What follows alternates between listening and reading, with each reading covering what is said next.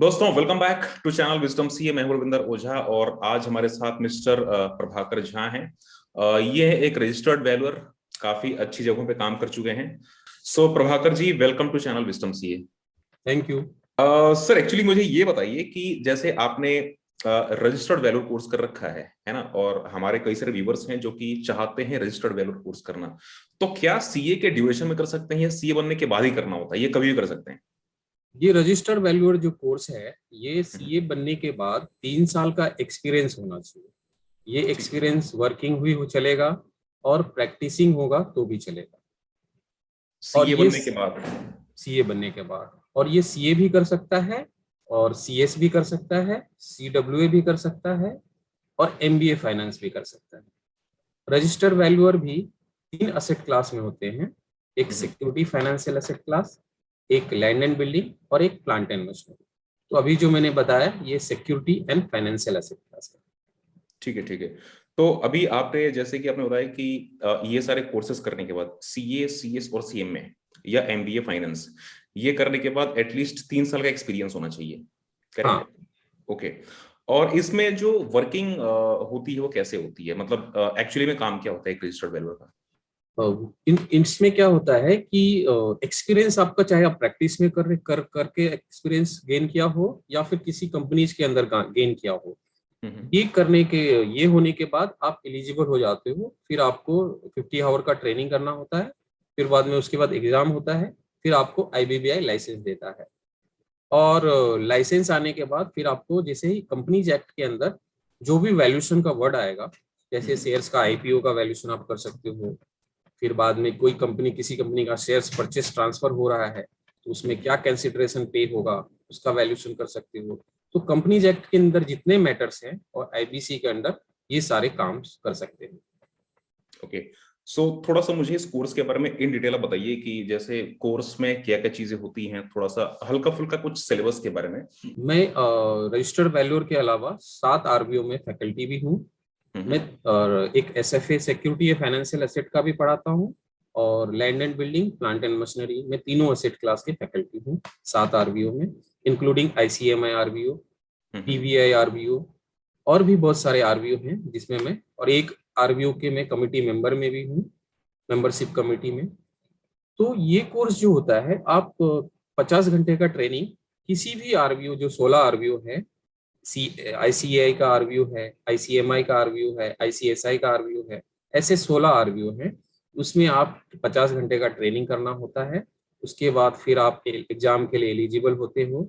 और exam eligible होने के बाद, एग्जाम पास करने के बाद फिर आपको लाइसेंस मिलता है आईबीबीआई से।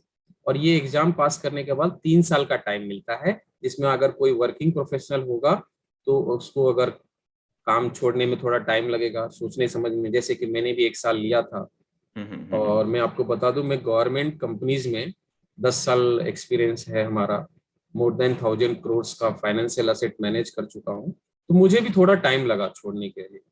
तो ऐसा भी प्रोविजन दिया गया है एग्जाम पास करने के बाद कि आप 3 साल का समय लीजिए। उसके बाद आपको लगे कि इसको प्रैक्टिस करना है तो आप प्रैक्टिस कर सकते हैं। अदरवाइज ये क्वालिफिकेशन लेके आप जॉब भी कर सकते हैं। Okay, okay. सो और अगर रही, मैं... आपने जी। पूछा था सिलेबस के बारे में, तो हम्म। सिलेबस जो है इसका वास्ट है। मतलब आप समझ लीजिए कि सीएस का भी है इसमें लॉ, सीए का भी है, सीएफए का भी वैल्यूएशन का टेक्निक्स है। तो ये हम्म। कंप्लीटली एक सिलेबस वास्ट है।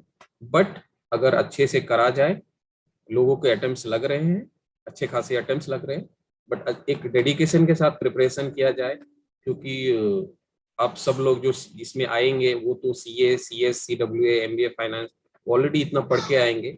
और एक अच्छा टाइम देने के बाद वो क्लियर हो जा रहे हैं। जैसे कि आपने बताया इस कोर्स के बारे में कि और भी फील्ड्स में कर सकते हैं अपने भी, जैसे कि बताया कुछ फाइनेंस से, आपने कुछ बताया था कि रजिस्टर्ड वेल्डर फ्रॉम हाँ, फाइनेंस, आपने इसके बारे में तीन नॉलेज दी। असेट क्लास होता है। एक होता है security and financial asset class. Hmm. अगर हम लोग कंपनीज एक्ट का सेक्शन 247 देखते हैं तो हम्म। उसमें ये मेंशन है कि 3 असेट क्लास हो रहा है। एक security and financial asset class है, उसमें hmm. CA, CS, CWA, MBA finance with 3 year of experience. और 2 एसेट क्लास ऐसे हैं जो लैंड एंड बिल्डिंग है और एक प्लांट एंड मशीनरी है। लैंड एंड बिल्डिंग के लिए civil engineer with 5 year of experience, and plant and machinery में mechanical engineer with 5 year of experience. अगर किसी ने एमटेक सिविल में किया है और एमटेक मैकेनिकल में किया है तो उनके लिए 3 ईयर ऑफ एक्सपीरियंस। ओके, तो अब हम बात करते हैं इसके करियर अपॉर्चुनिटीज की। इससे फायदा क्या होगा, मतलब कि करियर में इसके बेनिफिट्स क्या हैं, और अगर हम बात करें जो पैकेजेस हैं कि आगे इंक्रीमेंट हम कितने का एक्सपेक्ट कर सकते हैं? अभी इंडिया में वैल्यूअर जो है ना, वो वैल्यूअर इतना फ्लरिश नहीं हुआ है। हम्म। अभी ये देखेंगे तो वैल्यूअर की रिक्वायरमेंट 2 लाख है इंडिया में, जो आईबीबीआई ने रिपोर्ट पब्लिश की है वैल्यूएशन बिल के अंडर, उसमें 2 लाख रिक्वायरमेंट है। और हमारे पास इंडिया में अभी तक 4,000 रजिस्टर्ड वैल्यूअर भी नहीं है। तो केवल 4,000? इसको आप सोच सकते हैं। बट दिक्कत क्या है कि अभी तक वैल्यूएशन बिल पार्लियामेंट में पास नहीं हुआ है। एक बार अगर बिल पास हो जाता है तो कंपनीज एक्ट के अलावा, आईबीसी के अलावा, जैसे सेबी एक्ट में आ जाएगा, फिर आरबीआई में आ जाएगा, फिर सारे बैंकों में यही वैल्यूअर चलेंगे। जैसे कि आप लोग ने देखा होगा, लोन जब कोई लेता है तो उसे वैल्यूएशन कराना पड़ता है। तो जी अभी जो वैल्यूएशन कर रहा है वो कोई भी कर रहा है। अभी थोड़ी बिल पास होने के बाद वो सारा वैल्यूएशन जो है रजिस्टर वैल्यूअर ही करेगा। बिल आने के बाद ये कोर्स 4 साल का हो जाए, पैरेलल टू सीए। तो फिर ओके। जो सीए बाद में भी करना चाहे तो उसको 4 साल का करना पड़ेगा। जो इंजीनियर करना चाहेगा उसको 4 साल का करना पड़ेगा। 3 साल का कोर्स, 1 साल का आर्टिकल सी। तो इसलिए अभी जो है गोल्डन अपॉर्चुनिटी है, जिसको कर लेना है। जो अभी कर लेगा उसको एग्जेम्प्टेड रहेगा, उसको वापस नहीं करना पड़ेगा। Great great great. चलिए, तो जो भी ये कोर्सेज करना चाहते हैं तो बिल्कुल आप इसके बारे में सोच सकते हैं। एक बहुत ही अच्छा अपॉर्चुनिटी है, क्योंकि जैसे कि आपने बताया कि जो डिमांड है अभी 2 लाख रजिस्टर्ड वेयर्स की डिमांड है, बट अभी हमारे पास में ओनली 4,000 रजिस्टर्ड वेयर हैं, है ना।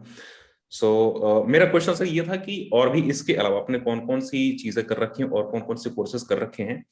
एंड हालांकि एक रिसेंट में और हम और जैसे कि हमने बात करी थी पीछे कि एक हम वीडियो और भी एक शूट करने वाले हैं जिसमें कि हम बात करेंगे कोर्सेज आफ्टर सीए। आपने कई सारे सेशंस ले रखे हैं ऑलरेडी, और आपने बहुत सारे करियर गाइडेंस भी दे रखे हैं बहुत सारे स्टूडेंट्स को। सो ऑब्वियसली इसके बारे में बहुत ज्यादा आपको नॉलेज भी है, तो एक वीडियो भी हम आगे लेके आएंगे जिसमें कि हम बात करेंगे कोर्सेज आफ्टर सीए, और भी फाइनेंस में इसके अलावा कौन कौन से कॉलेजेस हैं या कौन कौन से कोर्सेज हैं जो कि हम और भी डिस्कस करेंगे कमिंग वीडियोस। एंड मैं अगर आपसे जानना चाहूँ कि इसके अलावा आपने कौन कौन से कोर्सेज कर रखे हैं और उन सारे कोर्सेज को करने के पीछे जो एक मोटिव था वो क्या था? और मोटिव तो एक ही था कि डाइवर्सिफाइड नॉलेज होना चाहिए। आज के डेट में अगर आप नॉर्मल प्रैक्टिस करते हो कोई भी एक चीज की, तो वो फ्लरिश उतना नहीं होगा जब तक आपके पास वैरायटी ऑफ नॉलेज नहीं होगा। डाइवर्सिफाइड होना जरूरी है। इसके लिए मैंने इतने सारे कोर्सेज करे, और कहीं ना कहीं एक रुझान था कि प्रैक्टिस में आए, क्योंकि सर्विस में सेफ तो मुझे कभी पसंद ही नहीं था। नहीं तो मैं गवर्नमेंट सर्विस करके और भी आराम जी। से जी सकता था लाइफ। तो मैंने उधर भी, आपने नोटिस किया होगा, इतने सारे क्वालिफिकेशन लिए हैं। तो हम्म। प्रैक्टिस के ऊपर था, और प्रैक्टिस में जिनको आना है उनके लिए तो क्वालिफिकेशन मस्ट है, क्योंकि यही आपको पे ऑफ करेगा। जी जी। तो रजिस्टर्ड वैल्यूर के अलावा और भी कौन कौन से कोर्सेज आपने कर रखे हैं? हाँ, तो मैंने बैचलर ऑफ मैनेजमेंट स्टडीज किया है मुंबई हम्म। यूनिवर्सिटी से। उसके बाद फिर मैंने मास्टर्स इन फाइनेंशियल एनालिसिस किया है। हम्म। उसके बाद फिर मैंने fellow member of insurance institute of India, उसके 18 पेपर्स होते हैं वो क्वालिफाई किए हैं। फिर मैंने एक्चुरीज भी यूके से कुछ पेपर्स दिए हैं। हम्म। उसके बाद फिर चार्टर्ड फाइनेंशियल एनालिस्ट ये किया है मैंने। जी। और रजिस्टर्ड वैल्यूअर क्वालिफाई किया है। हम्म। इंसॉल्वेंसी प्रोफेशनल का जो होता है वो हम्म। सीए, सीएस, सी एमबीए ये सब करने के बाद, हम्म। और 10 ईयर का एक्सपीरियंस होने के बाद आईपी का एग्जाम होता है, तो वो भी मैंने क्वालिफाई कर लिया है। ओके। और भी चल रहा है, अभी 2 एमबीए कोर्सेज चल रहे हैं रेगुलर। नहीं, आई थिंक इतने कोर्सेज काफी हैं।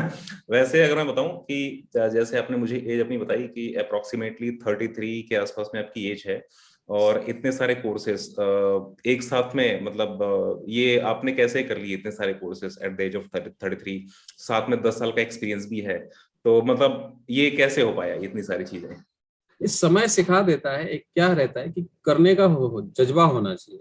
जी। जो आप में भी मैं नोटिस करता हूँ कि करने का जो जज्बा होना चाहिए, और हो जाता है, बस करते रहिए, पास फेल नहीं देखना है, बस करते रहना है। तो कहने का मतलब कि आपने जॉब के साथ में ये सारी चीजें करी हुई जॉब हैं? के साथ ही नाइट में पढ़ते थे, दिन में जॉब करते थे, तो उस हिसाब से चलता रहा। और सैटरडे संडे तो है ही कोई भी जॉब में। बिल्कुल बिल्कुल, बहुत बहुत अच्छी बातें हैं। ठीक है प्रभाकर जी, तो आई थिंक कि हमने काफी अच्छी खासी नॉलेज आपसे ले ली इस कोर्स के बारे में, और मुझे लगता है कि सेशन थोड़ा सा भी छोटा ही रहे, क्योंकि आगे और भी हमारे सेशंस होने वाले हैं, और आगे के जो सेशंस हैं तो उसमें हम डिस्कस और भी कोर्सेज के बारे में करेंगे। एंड जो हमारे व्यूअर्स हैं उनसे भी मैं रिक्वेस्ट करूंगा कि कोई कोर्सेज अगर आप सोच रहे हैं जो कि प्रभाकर जी ने कर रखे हैं, और आप उसके बारे में जानना चाहते हो, तो बिल्कुल एक अभी कमेंट। कोर्स है, IRDA का रेगुलेशन आया है, मैं अभी जो आपने नाम लिया है तो मुझे रहा नहीं गया बताने के जी जी लिए। बिल्कुल। सर्वेयर एंड लॉस असेसर, उसको मैं हम्म। क्वालिफाई कर चुका हूँ। ओके। और अभी मेरा 3rd बैच भी चल रहा है, मैं करवा भी रहा हूँ। हम्म। और वो IRDA का रेगुलेशन आया है, उसमें से वो कोर्स निकल के आया है। जैसे कि जो भी जनरल इंश्योरेंस इंडस्ट्री में लॉस होता है उसका वो हम्म। वैल्यूएशन करते हैं। ओके, ठीक है, हाँ, तो इसके बारे में वो भी एक इसके लिए कोई सेशन। एक्सपीरियंस की जरूरत नहीं है, CA एलिजिबल होता है इसके लिए। ग्रेट ग्रेट ग्रेट ग्रेट, बहुत बढ़िया। ठीक है, और भी कुछ आप कुछ मैसेज देना चाहेंगे जो व्यूअर्स हैं उनको?